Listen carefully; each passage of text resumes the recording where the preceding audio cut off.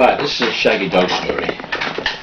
There was once this chap who was a travelling salesman, and wherever he went he had this pet snake, and he just went everywhere with him, and he would rode along inside the car up and down the country.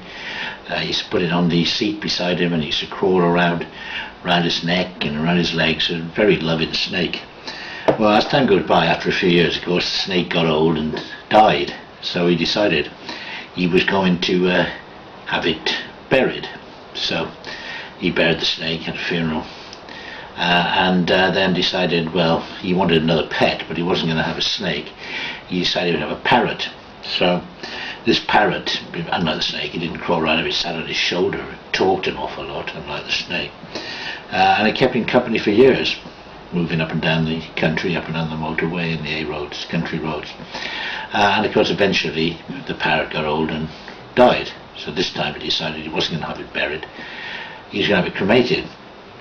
Well, you know, he had it cremated, scattered the ashes, and then he decided that he would have another pet, waited a short while, and he bought himself this time a hamster.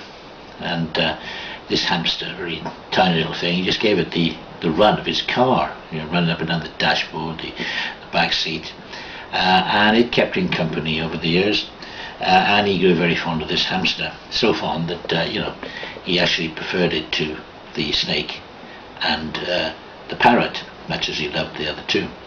And this time he decided that he actually wanted some kind of memento of his pet. So rather than have the pet buried or cremated as he had the other two, then he decided he would take it to a taxidermist. And there was a taxidermist that actually lived close to him, but this taxidermist said that, you know, it was not easy to stuff a hamster, they were too small. So he suggested he actually made it into a pot of jam.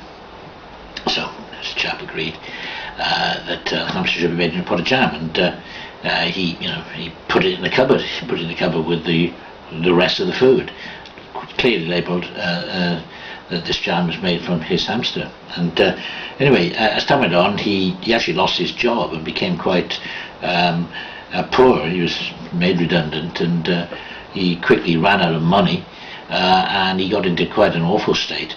And he had so little money he couldn't even afford food. And then one day, when he was just completely at his wit's end, he went into the cupboard to see what food was there, and all that was there was a pot of this jam and some biscuits, some old stale biscuits. So, well, he was hungry, so he decided he had to eat it. You know, at least his pet was going to some good use. So he opened the pot and spread some on the biscuits and ate a bit of this jam, and it was disgusting. It was absolutely disgusting. So, you know, in a foul temper, he threw the jam out into the garden and then just went to bed. He had nothing else to do. He just went to bed. He thought, if I sleep, I won't be hungry. Well, anyway, the next morning he woke up and there was an incredibly bright light in the room. This kind of purple light in his room, and he looked out through the curtains, and the garden was awash with flowers. There were fuchsias everywhere, like lovely sort of maroon coloured fuchsias all over his garden, and he couldn't understand this, and he assumed it was something to do with the jam. So he went back to the taxidermist, and the taxidermist asked him what had happened, and he said, well, you know, I ate this jam and I found it so disgusting I threw it in the garden, and the next day the garden was full of fuchsias. And the taxidermist looked perplexed, and this chap said, what's the matter? He said, well, fuchsias, he said, that's very strange. I always thought you got chilled with some hamster jam.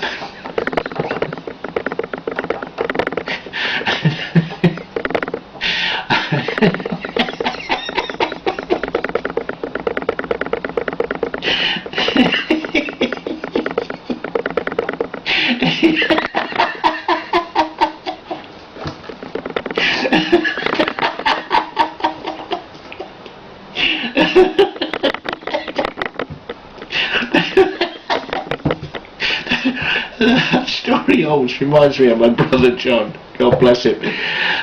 He told me that story, but anyway, thank you. That's the story of the pot of hamster jam. Thank you.